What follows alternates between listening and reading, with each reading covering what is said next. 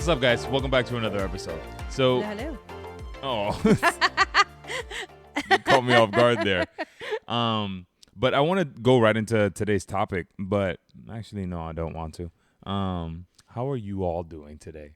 I hope you are all doing well. That was lovely. Yeah, it's Aw. been a really long few weeks. My goodness. Man, not just for our home, but I'm sure for you guys too. So I hope you guys are doing okay. It's just a lot going on, not just in the political environment, but just emotionally for people. I feel like a lot of people are going through a lot of stuff. So I hope you guys are doing well. Carla, how are you doing? I am doing well. It has been a busy couple of weeks. We have a lot coming up this week. This guy right here is going to have surgery. On We Thursday.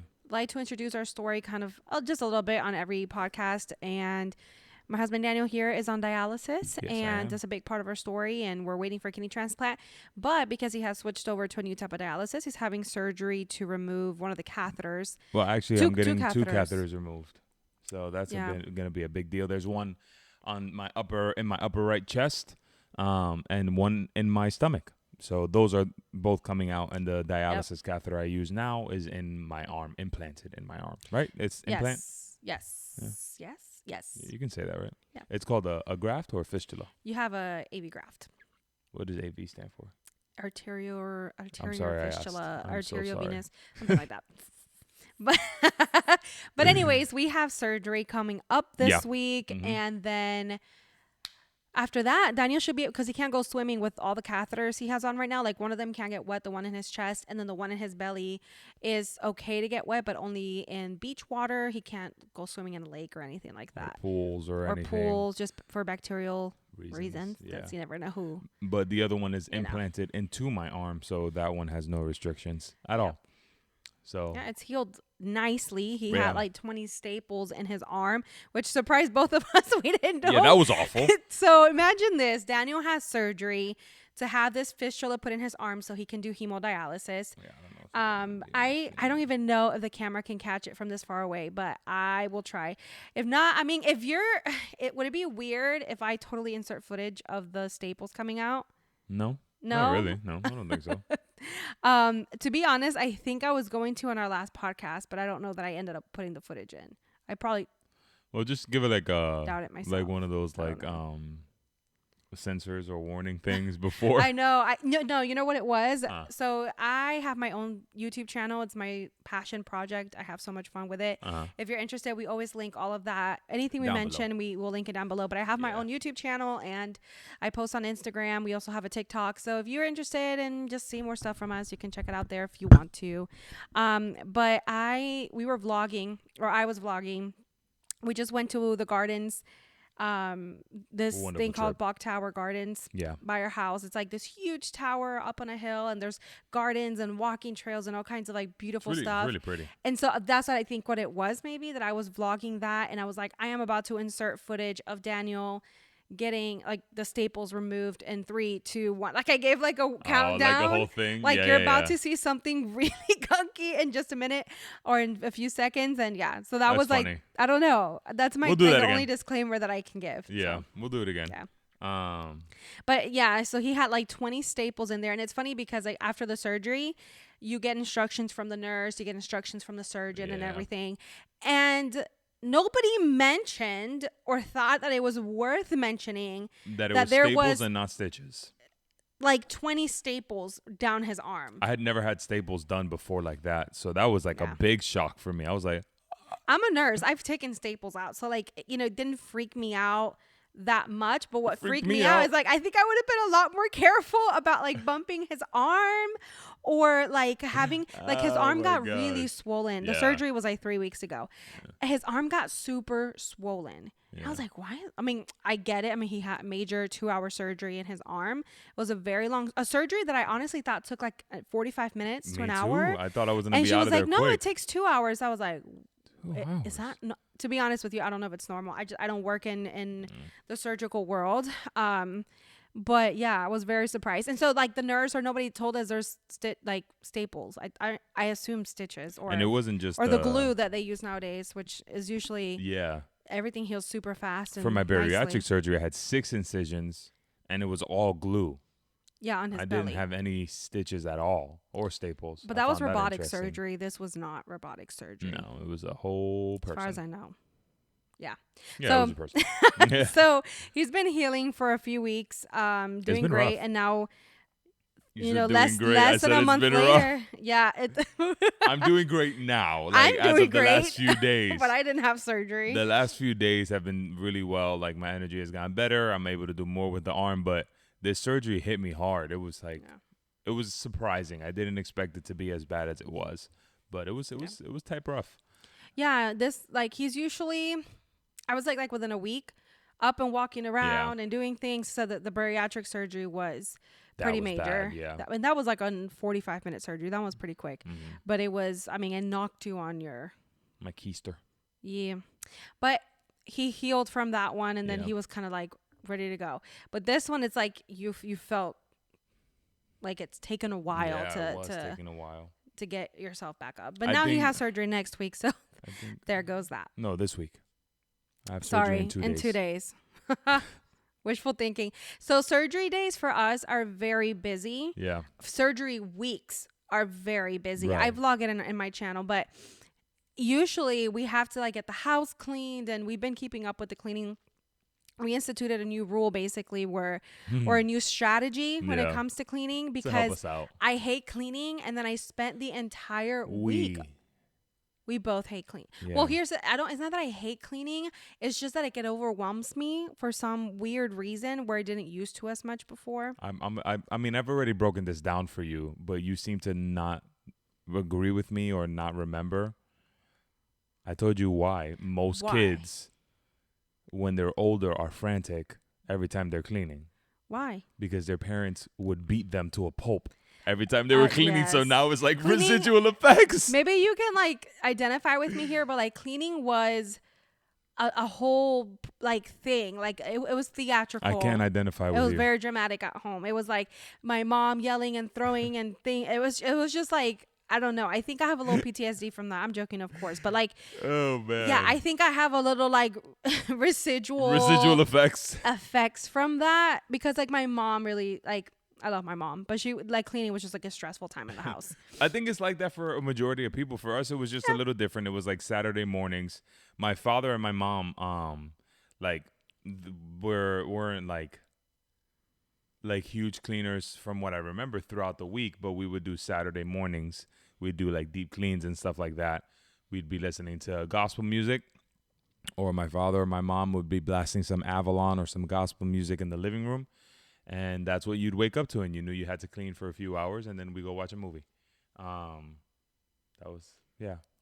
That sounds wonderful, but That sounds wonderful, but for some of us. But for my Puerto Rican mom was like, everybody get up, it's time to clean. She would like blast like music, old school and, stuff too. Yeah, like some, I don't Yeah. know, merengue, salsa, and then it's like, it's going down. And nobody, if mom's cleaning, no one is allowed to be in bed. It's like, everybody's up. cleaning. Everybody's up. It was like a family affair, and it was going down. That was one So- thing though. My father was super, super aggressive when he was cleaning. Like my father was always an early bird. It was scary. That man was for real up early all the time. For I don't know what reason. I don't know if my mother ever figured it out. But he was just always up ridiculously early. He was one of the people that would go grocery shopping. Like when I got married, I didn't know that you could go grocery shopping at like other times, like when you get out of work or like midday. My father's grocery shopping started at like 6 o'clock in the morning at Walmart.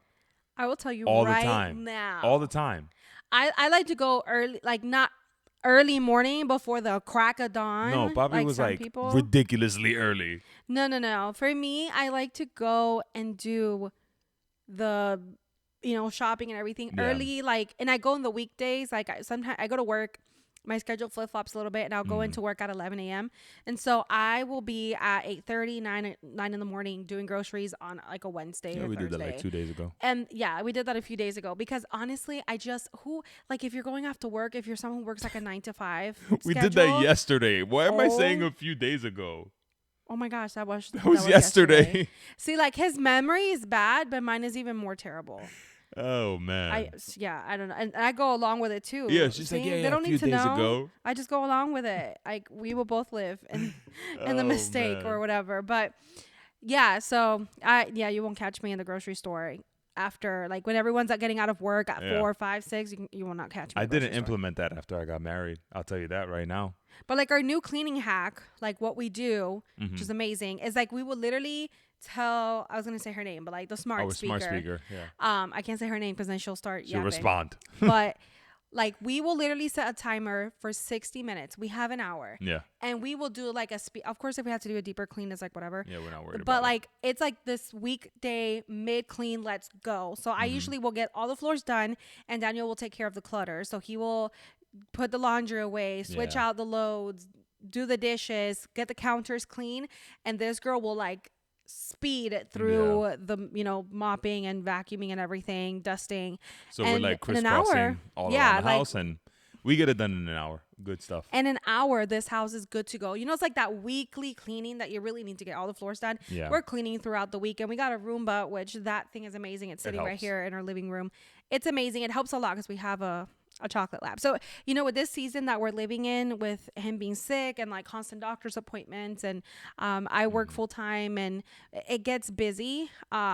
It has been super helpful to do the midweek 1 hour speed clean. And then the weekend is good. The weekend is ours. I hate cleaning in the weekends. Yeah, weekends are for fun and for resting. And I will not do anything. And I don't even cook in the weekends. Like the weekends are for.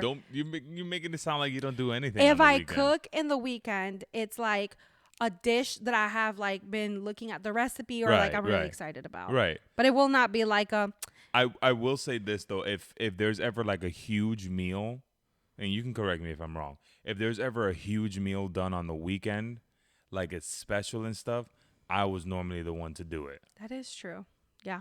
Like that's where I first did our Alfredo stuff, the stuffed shells for the first time, like little things like that.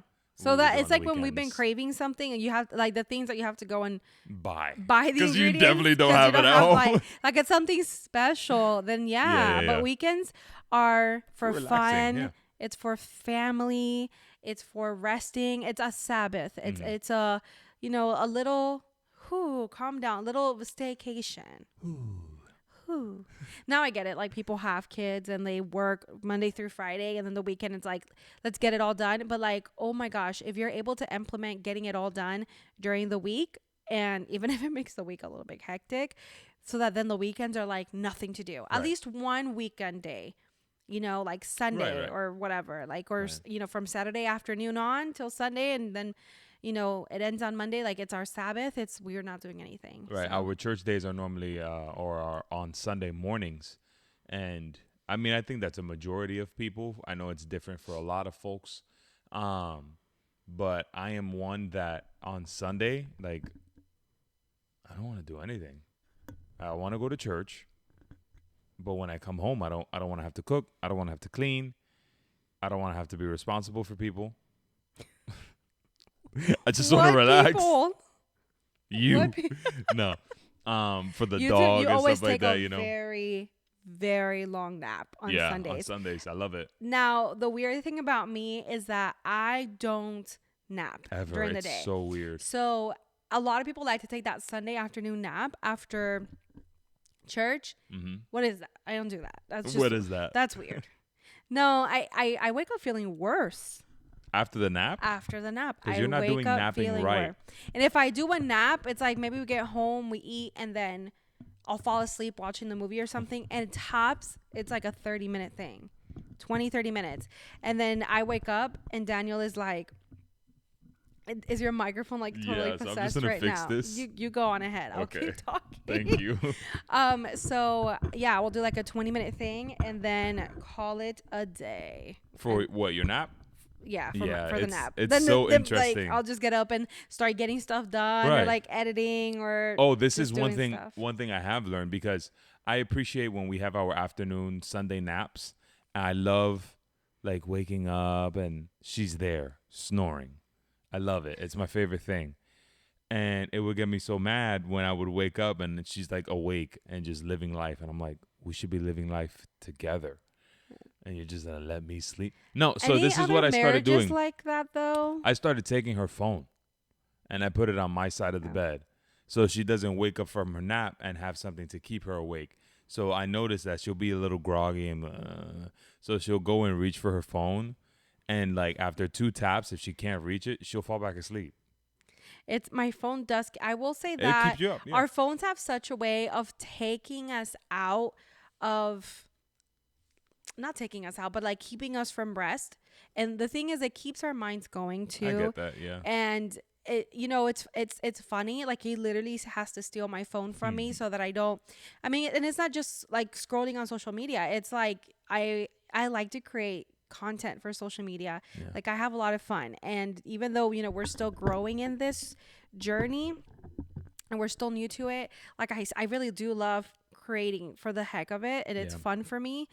But I will find that I won't rest. Like I will keep finding things to do. And we have normalized hustling so much within our culture. We have normalized not taking breaks and made it seem lazy. And it's like we start comparing ourselves to other people. You know what I'm saying? Yeah. And it's funny because you'll start scrolling through social media and I'm like, oh, I'm here chilling at home, and there's people hiking and doing planned breaks the are most. healthy. Yeah. Especially like if your day to rest is Sunday, let it be that day, And that's what I think. That's what I think that I'm saying. It's like you have to be so intentional about scheduling. Like this block of time, I'm not opening up I'm the gonna laptop. vegetate. I'm gonna vegetate. Yeah. Literally, we're like, and we come up with it together too, because as a couple, I think it's important to schedule rest together. Like, to be super honest, like there's moments where I need some alone time, and when Daniel is napping, it'll be my time to maybe do my nails. Like I will do my own nails, or I'll do my hair, like I'll straighten it. Like it'll be my me time to take care of myself. Maybe I'll go down, even, this is silly, but like I'll even go down to Walgreens and buy makeup or something, and it's like my me time. But like when he wakes up, like I want to be with him. Right. I can't nap. I can nap when she does all those things. I can't when she's on social media, because she doesn't have an internal laugh. It never developed as a child. So that laugh, I'll hear 24/7, and I'm like, oh, I'm up now. Like he can't blame me for that, and here's why. You can't blame me for that. Why? Because I will literally be like, hey, I'm going to watch TikToks. Like, because again, I just don't like napping during the day. I don't know. I'm a person, I can go on little sleep. I'm not going to lie. I mean, I do hit a wall and get moody. But like, you know why? I nap in the car. That's why. All the time. Our church is a half hour away. And I nap the whole way home. She passes out. That's my afternoon nap. Like, yeah, so when I get home, I'm like, let's go. And Daniel is like, I'm tired. And I'm like, good. why? That's good. Like, I'm good. Like, why? We just napped. I think I just cracked the code. I just figured it out.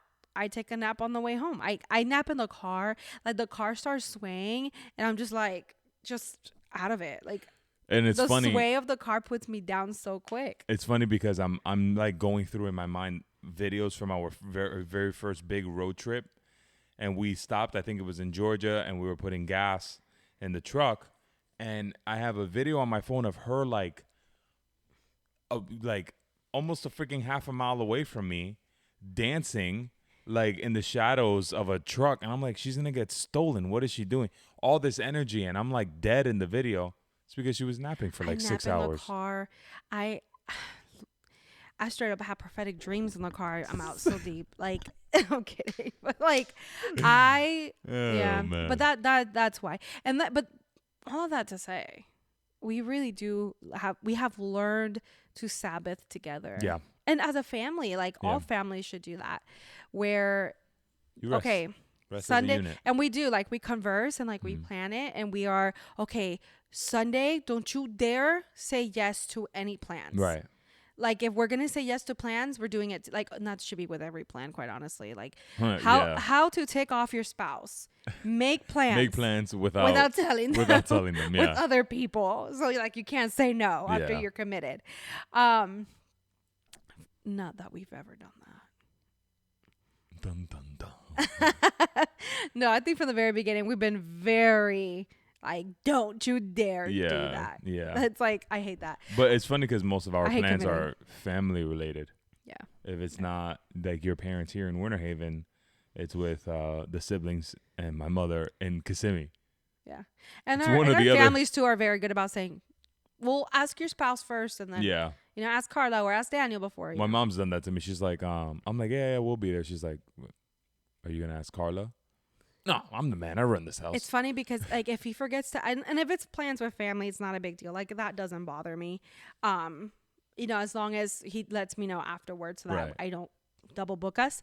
But yeah, like learning to together as a marriage, I think that's huge too. Like when you first get married, to practice that communication of, hey, Saturday, and it doesn't have to be the whole day. Like, hello, if you want to socialize, like you can't be hermit crabs, but like, it's okay to be like, hey, from 4 to 7, from 4 on, it's us. Like we're not doing anything. Don't plan anything. Like it's just us. Yeah. And that then has we'll been go have so dinner or good something for like our that. marriage. Yeah. And like, we don't have to schedule anything. We can literally just get up from a nap and be like, what are we doing? Let's go. Yeah. And it's for us. And like we'll just go for a drive. Yeah. Yeah. Especially if you work a lot during the week. Like we have the blessing that I work from home and he is not currently working. I mean, it's not a blessing that you're not working because that's because your kidneys aren't working. I'm not working. Yeah. But you got to find the silver lining.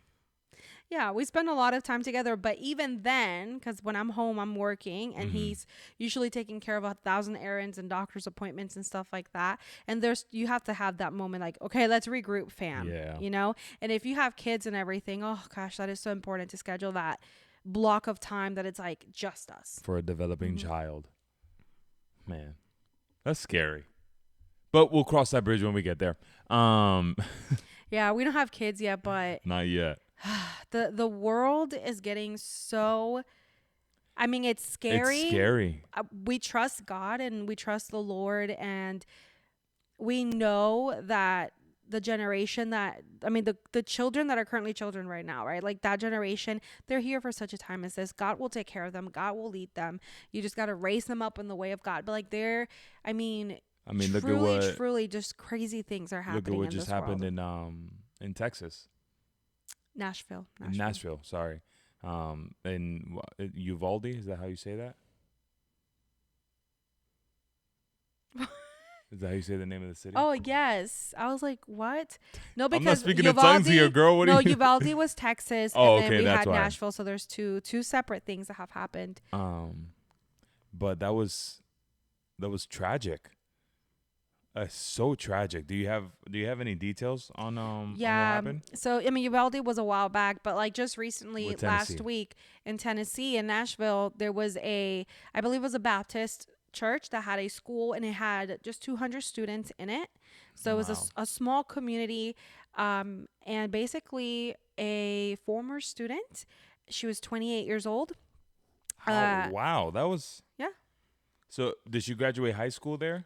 I don't know. I don't know that they had a high school, but she was a former student when she was a child. Man. I believe. I might be getting the details a little bit. I didn't look that much into it because the details of her being a former student, stuff like that, came out a few days later afterwards. Yeah. But it was deduced that like her parents were Christian, and basically this girl, she went to college, and when she went to college, she got that's when that gender identity and the indoctrination kind of took place. And I know that this is a very touchy subject, but really when you go to college, this is from someone that just graduated college 5 years ago, and it has only gotten even more intense for our college students. But when you go to college, there is a lot of liberal ideas that are floating around, even in the events that the schools plan. Right. I mean, you were in college recently too, just a few years ago when we got married, and yeah, but even then, it wasn't even. It's just getting more intense. Yeah. And there's these like woke ideologies that are celebrated. Yet, if you are a Christian and your faith is important to you, you're hated. You're almost hated, and you're already instantly a bigot. You're already instantly you hate this and that, and it's marginalized like immediately. But Jesus was like, Truly. Literally. Truly. And what happened in Nashville was that this, I mean, it was a trans man, but she's a woman. And yeah, She she transitioned to a came, man. she was transitioning to a man. Oh, okay. I don't know the whole details of how far she was in that journey, but went into the school and It was killed 6 people, 3 3 adults and kids three and 3 adults. 9-year-olds. Jesus, that's so I sad. mean, That the is details are heartbreaking. horrifying. And the sad thing too is one of the 9-year-olds that passed away was the daughter of a pastor in the church. I don't know if the lead pastor or what, but it was a pastor in the church. I mean, It's how tragic. heartbreaking. Can you imagine dropping off your innocent, defenseless 9-year-old child at school that day and you don't get to take them home Ever ever? again. That's heartbreaking. The next That is time you see your absolutely child heartbreaking. is when you bury them. Yeah. Their lives cut short. I mean, That's a so sad. 9-year-old, and I think the 3 adults were in their 60s. One of them was like a substitute teacher. I think one of them was maybe like a worker, a school worker, Mhm. janitor, or something like that. And I mean, everything is, I mean, it doesn't get more tragic than that. And I actually, it's crazy how these videos are like, public, but like I Yeah. saw the video of her walking into the school, I mean, everything is on camera, pulling into the school, shooting down the front doors, which were like panes, and That's terrifying. climbing in, getting into the school, and I mean, just roaming the hallways, looking for people to take their lives. Yeah. I have such a hard time comprehending the amount of evil In that that person. that has to be in a person to do something like that. It's really tragic. When you think about it, but what's frustrating is what's happening now. And a big part of me wants to say it's because of social media and you get to hear 1,000,003 opinions now, when before, before social media and all that stuff, you kind of just got what simple news outlets were giving you. But now with like TikTok, with Instagram, Twitter, all these social media, and you get so many opinions and what everybody has to say about certain topics and everything. And it's really heartbreaking because one of the things that that we're seeing now is I see a lot of people coming to the defense of the shooter. And not necessarily to the defense. It's just that now they're actually blaming Christians Yeah. for what took place. And they're Yeah. saying, oh, it's because Tennessee has instituted these laws that are trying to pretty much oppress these trans people. And that's what happens. Like, this is a consequence of these laws that have been put in place. Like, basically, it's Christians and conservatives' fault for what happened. No, it's the fault of a human being who was Dealing full with of evil and really, did this. really poor mental health issues. Yeah, it's there was something mentally wrong with this person, and it's evil. It's sad. It's really heartbreaking. And I mean, yes, we can go to one extreme and say, I don't care about this person that shot up the school or anything like that. That's not what I'm trying to say either. I believe that people who are dealing with these mental health issues, they need help as well. And my heart goes out to them. But it was just absolutely awful what was happening. And now we're seeing people blaming the religious community, the Christian community, for what happened. And it's heartbreaking. It really is. And it almost makes you think, what's next? If this happens at a church, or if this happens at a Christian school and people are coming to the defense or the justification of said shooter, I mean, are we, what are we leaving room for now? Like, it can only get worse from there. It's heartbreaking. It really is. Yeah. And then as parents, Carla, I would love for you to talk about this, because I know you talk a lot about wanting to homeschool our children and stuff like that. You think about that. But as parents, Yeah. what do you think parents are going through right now? I mean, the scary part, like, we're not parents yet, so I understand I mean, there's no way we could understand the pain that Right. these parents are going through. But like, I try to put myself in their shoes, Right. and every parent, because it almost feels like these, and I know social media and our access to information has a way of really making it feel like every issue that happens is so, tangible, because we Yeah. get the details so quick and we know Hmm. what's happening so quickly. But the reality that really gets to me is, what am I going to do when I have children? Like, Right. it really starts making me think about that. I Like, agree. what are we going to do? And It's scary. It's it is it's so scary. worrisome. Like it really builds up. It's a buildup of a lot of emotion because you don't know what to do in that case. Like, so I'm just never gonna let my child socialize then, kind of deal. But you can't do Yeah. that either. It it's just so much. It is so much. It is so much. And then, as a wife and someone who is really looking forward to motherhood, the first thing that comes to mind for me is like, what can I do to be able to stay home with my children? Mm-hmm. And not because, oh no, school is safe. I understand that, these are not things that are happening every single day, Mm-hmm. but they're happening way too often. And then there's also the issue of gun control, because then it turns into this whole political issue. And to me, I don't think it's just this political issue. I think that there's really demoralization that's been going on. I really think there's just a darkness in people that drives them to do things like this.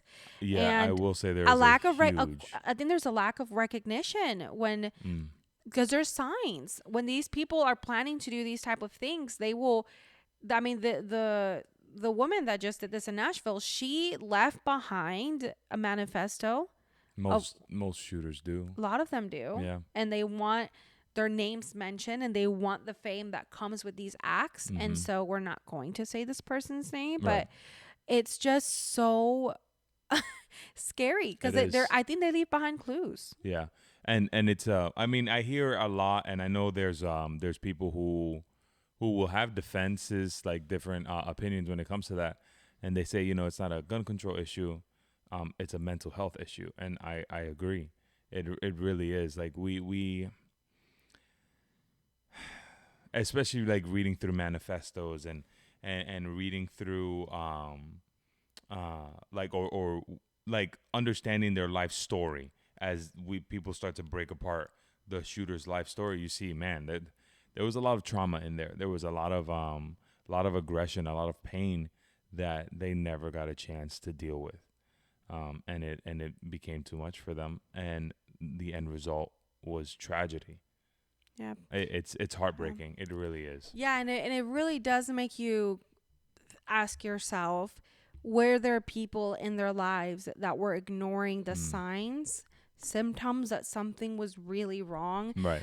Like the shooter, and of course I don't remember his name or like what happened, but it was a shooter in Florida. It was back in like 2017, I believe. And for some reason, the name of the school is escaping me, but I watched the trial. It just took place a few months back. And the trial in and of itself was very interesting to watch, the interactions between the judge and the lawyers. The lawyers getting constantly put in their place by the judge. The whole thing was just very, Mm. to me, it felt a little messy. Mm. I'll treat that carefully. But watching the details, and the crazy thing is, like, we know the guy's guilty, right? Like, Yeah. the shooter in this case, he survived.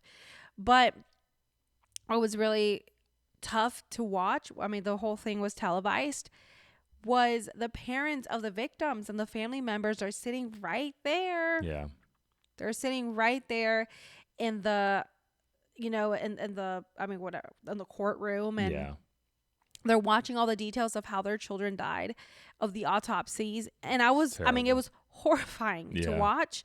And they're sitting there crying, some of them trying to keep it under control because they're in court, and then having to walk out, and the camera just panning to them. I mean, the whole thing was, oh my goodness. And the kid that did this left I mean, there was clues everywhere. He Mm. mentioned bringing guns to school. He was expelled from the school that he shot up. It was a high school. He put all kinds of alarming, like super alarming posts on Instagram. Mm. The fact he had been reported to the state, like people saying, he needs to be institutionalized. He didn't, and Mm. he was allowed back in the school at one. I mean, it was just so many things that shouldn't have happened. And I think maybe there's an issue within the system that is not catching things. Mm. But at the same time, I mean, some people can hide it really well. They can hide their crazy really well, Yeah. so there's that too. Yeah, there is that, and it's just it's really heartbreaking. It's really unfortunate. Um, what are you supposed to say after something like this? Genuinely, what are you supposed to say? We just pray first and foremost for the families that have Yeah. been impacted by the shooting. Um, our hearts go out to you, but honestly, our prayers go before that, and we hope for peace and for comfort in this trial that you guys are experiencing in this season. Um, but I mean, if there's anything that this should call us to, is to try our best to bring our homes back to Christ, to bring this nation, to bring our schools back to Christ. Because I mean, this world it's getting dark. It's a scary place, and it's unfortunate because we have kids. I think about my niece and nephew often in that same situation who are not in school yet. But I can't imagine my sister having a bit of a mental quarrel with wanting to homeschool her children because she's afraid to send her kids to school. Who wants to live in a society like that, Carla?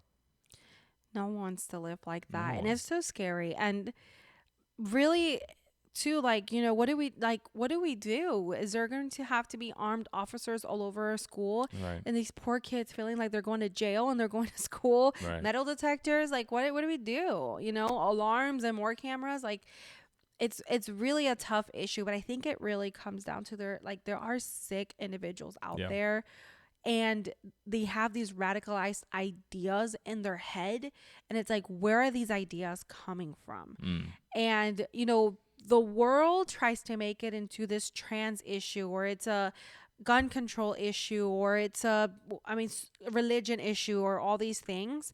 But I think it comes It's down a to, mental health issue. there is a darkness in this Yeah. world that is gripping people's hearts, and these sick individuals succumb to the darkness, and they do things like this. Yeah. And like you mentioned, Daniel, like, we really, like, people need Christ. They Yeah. really do. And you know one of the arguments, I mean, there was literally this one guy, I mean, really well known, Allie Beth Stuckey, did a really good episode and, like, speaking into this. Mm-hmm. And I mean, there was I don't even like to mention these people, but, like, they were talking about how it was because of Christianity, or it was because, like, Christians hurt her and didn't accept her, and all these weird, like, nothing makes it okay. So that just made it okay. Like, What this individual awful. did. And to me, I don't care about the labels. I don't care if it was a him or a she or this or that. Right. I don't care. The fact that some individuals are this sick and can go and do these things, and it can also become an issue of, like, gun control and what. I don't care. What I'm worried about is that there are sick individuals out there so full of evil that they can do something like this. And Yeah. I don't care if it's a man or a woman or what they want to identify as. Right. There are sick individuals out there who really, really need some light in their lives. Really, really. Yeah. And it's one thing when we're talking about, like, I love what you just said, who really need the light of Christ in their lives. When we look at Christianity, I think one of the biggest things is that more than a religion, it's a relationship. I think that's a quote that you hear a lot. But falling in love with Christ and joining the community of religious Christians or true believers, you get this sense of hope and love like never before. And I know a lot of people might say, well, Daniel, you have mentioned multiple times, third day out of the womb, you were in the church. You are absolutely right. I've been in church all of my life, but that does not mean that I have yet to experience tragedy. I have, both with the passing of my father and this situation that we've been in. And what I can tell you is that the community, the religious community, the Christian community that has been around me during both seasons of my life, I mean, has been exponential. The amount of support and love that you receive not just with the community, but more so than just that, the hope that you have in Christ is insurmountable. I mean, honestly, you cannot pass it. There is a hope in Christ that you receive, that you're like, I'm going through this tragedy now. I'm in this hole now. I'm in this darkness now. I'm experiencing this pain now. But there's just something in me that I know things are going to get better. There is hope. There is a rainbow after the storm. And those are things that being in a relationship with Christ, it really, oh man, it makes tragedy, not doable. I don't want to say doable or worth it, but it allows you to face tragedy head on. You get what I'm saying? That's good. So, And I think what we're trying to say is there's hope in Christ, and there's a very hopeless generation. yes. And I think we're giving them too much Christianese. And I mean, because I've been there, and I am a Bible believing minister who has the knowledge of God, knowledge of the scriptures and all these things. But I fell in depression. I've fallen in anxiety through what we have walked through. And sometimes people want to give you the pretty answer and the Christianese, and they want to see change the behavior. Sometimes there is, but they don't want your heart to be transformed. Right. And it doesn't matter what you exhibit in the outside. I don't know what that was so hard to say. I was halfway between That's the both word you were words. looking I was for. halfway between both words. Okay, like I was getting there, but like we want people to exude Christianity, but there's nothing going on in their hearts but bitterness and anger. Right. And It's just pain. we are so uncomfortable by the pain that some people are Yes. facing that we ignore the heck out of it. And I'm not blaming Christians for what happened. Like, we're talking about something completely different here. But I really want to urge people, pastors, like adults, please look at the young people in our churches and how can we reach them without making it about us, without making it about numbers, without making it about gimmicks. Right. They need the genuine love of Christ. And I think what really gets to me, because I'm a 28-year-old woman, and I have still struggled with comparison and with the things that are happening on social media and TikTok and the creepy stuff that people are trying to preach to us, all these online coaches and all these creepy woke people. Everybody's and all a guru. this creepy grooming that they're doing of our kids and of our young people. It's creepy. It bothers me in TikTok. And TikTok especially. TikTok has become such a dark place. I don't like the app. Like, I'm going to be super honest with you. I barely go on there. I started, I don't know if I told you my secret. Mm-mm. When you go through my TikTok feed, it's all food now. Yeah. So that's what I'm doing. And I love the food stuff. I really do. I love the food hacks and seeing people cook and all that stuff. And maybe like fishing will come up sometimes and woodworking. But if you scroll fast enough, the algorithm helps with that. Which I get it. The algorithm picks up what you're watching, but like it's still like a very dark place. Like, people tend to be meaner, I feel like, when they're in front of a camera and not in front of a person. Yeah, people are mean on TikTok, like comments. Oh, you think? Oh, okay. Like the people engaging with the app are so mean, and I don't. It's crazy. Yeah, and it's not like all Christians we gotta just go and hide in the mountains and blah, blah, blah. Like. What? No, That's just weird. We gotta speak up. We gotta speak up. We gotta make good content. Yeah. Not subpar. Healthy content. Like, we're here learning. We're learning how to like. I wish I could turn the camera and like show you guys. Like, we have like lights and laptops and all this stuff, and like we're learning every day, investing into this craft that is content creation. Yes. But we need more Christians in this space creating good content, not content where you sit there and you bash every celebrity pastor out there. And like, yes, you got to call things that are not okay and everything like that. But like, other things need to be addressed as well. Yeah. Like, just speak truth so that people can learn truth to such an extent that they can recognize counterfeits and Yes. worldly philosophies. And when this coach guru person comes to tell you, oh, passive income and do this and do that and do that, confusing our young people, like, That don't taste right to me. yeah, our young people can be like, Yeah. Smells funky. that smells gross. Yeah. So that's the point of why we, one of the biggest reasons as to why we Yeah. have this podcast, why you have the YouTube channel. Because it's weird out there. It is. And what we want to do is we just want to be able to provide light, light in this darkness. And it's not that I'm, the brightest light shining now. It's just I'm trying to reflect the love of Christ as much as I can. Understanding that tragedy is real, understanding that a mental health crisis is real, understanding that pain is real. All these things are real. We're not negating any of that, but we are saying that there is hope in the midst of all of that, and his name is Jesus. Come on, somebody, in the name of Jesus. But yeah. Like everything, those little things can help brighten your day, help you feel better and all these things. Not even that. Right. What happens when you can't even find the joy in that? Oh my gosh. In a cone of ice cream. That's when you know it's bad. Yeah. That's when you know you need to ask for help. Yeah, when you're eating food and it doesn't make you happy. I'm not even joking.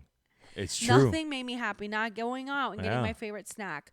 Not going for a walk. Spending nothing made me happy. And I was like, I think something broke inside me. And I should probably go get that checked. Yeah, it's like we need to talk to somebody. And I've asked for help. I've talked to family members. I've opened up because I'm a very closed off person and I don't like asking for help. And I was going to hit that. It's not easy. It isn't. Nope.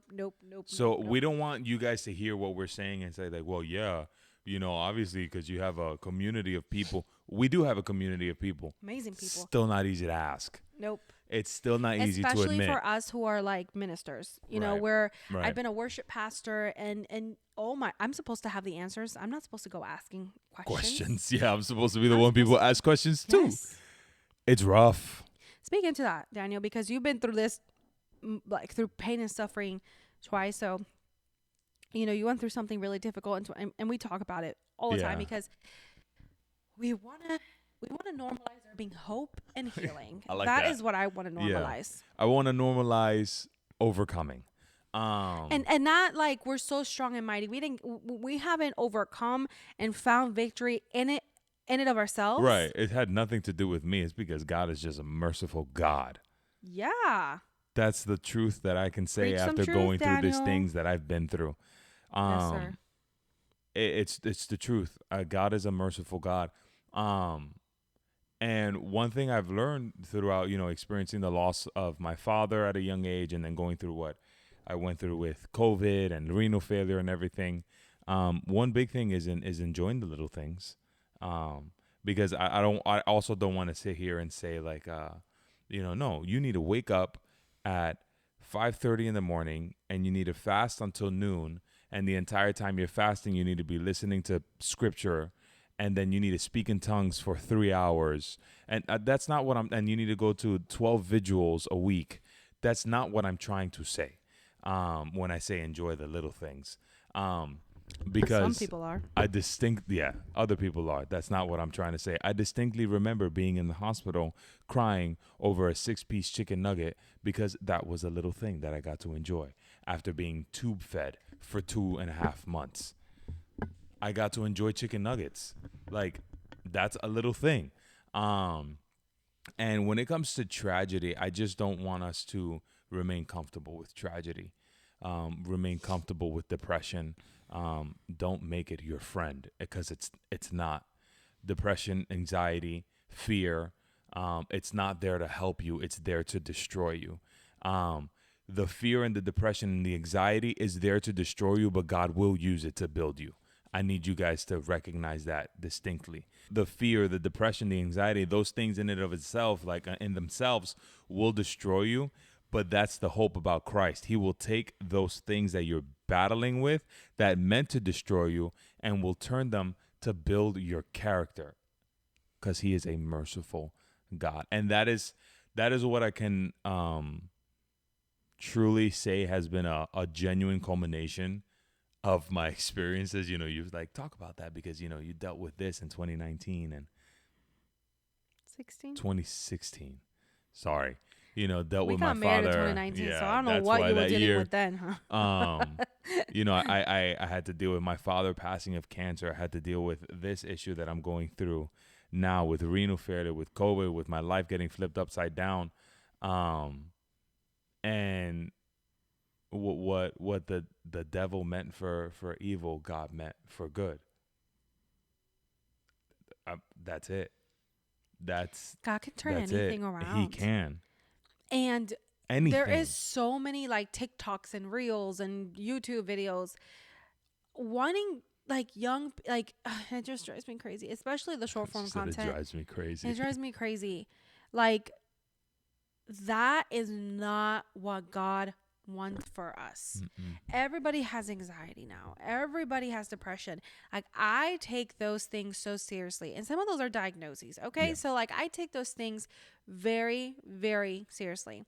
If that many people are struggling with their mental health, then we have an issue. We have an what is an how do you say epidemic? Epidemic. There's a pandemic after the pandemic Ooh, of people that's a good one. struggling with Epidemic their after the mental health. And pandemic. if really all those people are struggling with their mental health, then we need to start realizing that there is something wrong with the places that we are Right. going to seek for help. I am Right. pro counseling. I am pro therapy. I am pro all of these things. I think all of these things are important. Yes. But I'm going to tell you, like, even this, I'm going to be super honest because I went on a journey trying to find a therapist and get counseling because I was like, I'm not okay. And how, like, mental health services are so incredibly inaccessible. I'm just going to be so straight up. In my opinion, they can completely inaccessible. And the reason is they're so expensive.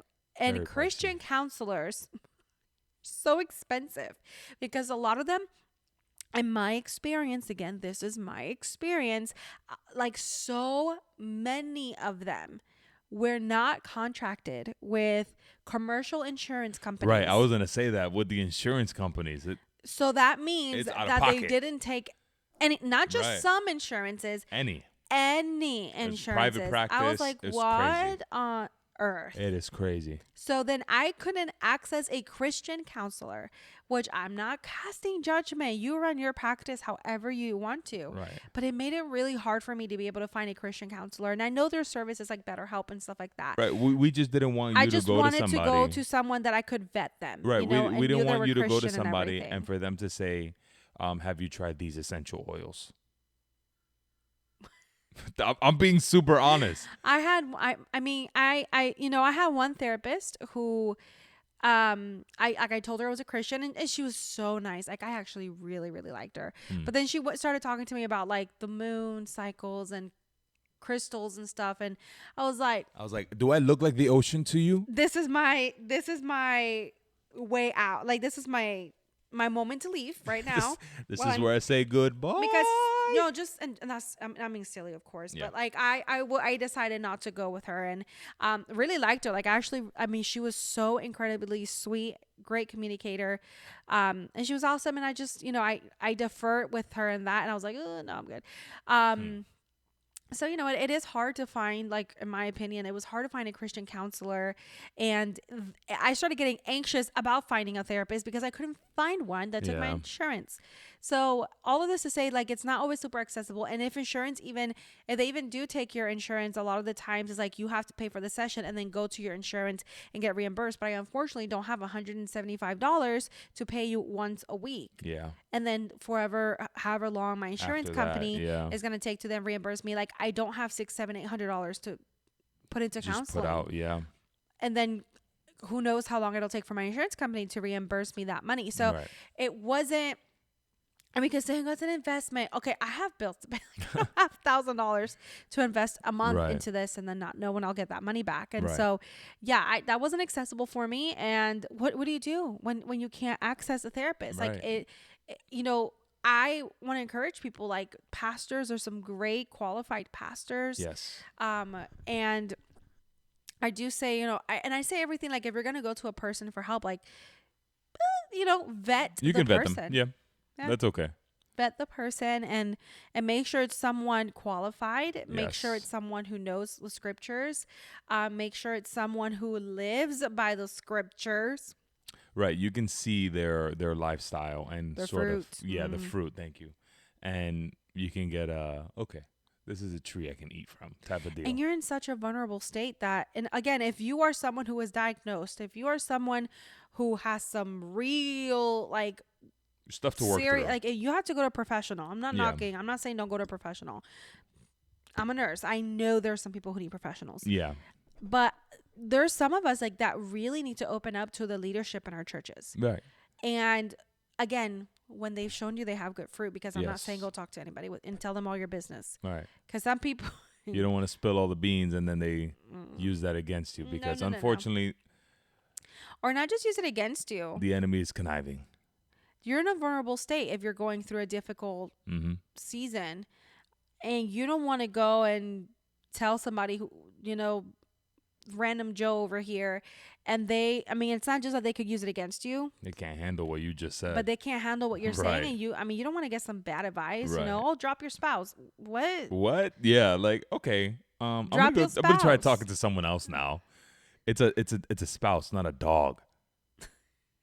Kind of advice was that? Yeah, some people out here giving soup. I've Yeah. seen it. Some wild advice. So go to qualified people. Go to people that like show fruit, Yeah. of the spirit. And yeah, like there's help. There's help. And pray. You can even pray and be like, God, you need to bring me the right people into Right. my life. Like I need help. Bring me the right people. And He will. Right. And that is one thing, and I think that's a great way to also like kind of bring it all full circle, because yes, we go to the professionals, seek the help, but I don't think you should also do that in replacing the word of God, or replacing prayer time, or replacing a relationship with God with going to see a counselor, a therapist, or speaking to someone. I think they work in unison. So take out that time to pray, take out the time to talk to the Lord, but then also have some time and listen, read His word, hear what He has to say, hear what He's speaking to you about today. Don't how do you say that? Don't underestimate. Like don't Right. like make sure that is primary. Right. Don't underestimate what prayer and the word can do in your life. We don't want to negate that at all. At all. So I think that's a great way to bring this full circle, because I think we do need the professional help that is out there, for therapists, for counselors, for mental health professionals, pastors, ministers, leaders. But then when you go home, continue to cultivate that relationship with Christ. Continue to ask Him for help. Continue to, and I'm guaranteeing you that He will reveal Himself to you again every day, little by little. He will begin to pour into your life, and you will feel the weight lifted off of your shoulders that this world puts on you. That's good. So thank you so much for listening. Yes. Don't forget to rate the podcast. That helps this Down channel and this podcast grow and reach Yes. more people.